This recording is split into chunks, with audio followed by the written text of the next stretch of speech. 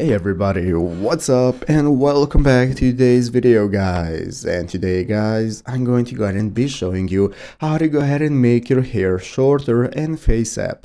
This is a very simple thing to do, so make sure to watch this quick and easy video till the very end, follow my steps correctly, so you can make sure that this work is the same for you and you can do this yourself. But yeah guys, let's get straight into it. So the first thing we want to do is to go ahead and open up the official FaceApp application if you have not already. So if you do not already have it downloaded, what you want to do is go ahead and open up the App Store on your mobile phone, open up the App Store, search for FaceApp, find the application and install it.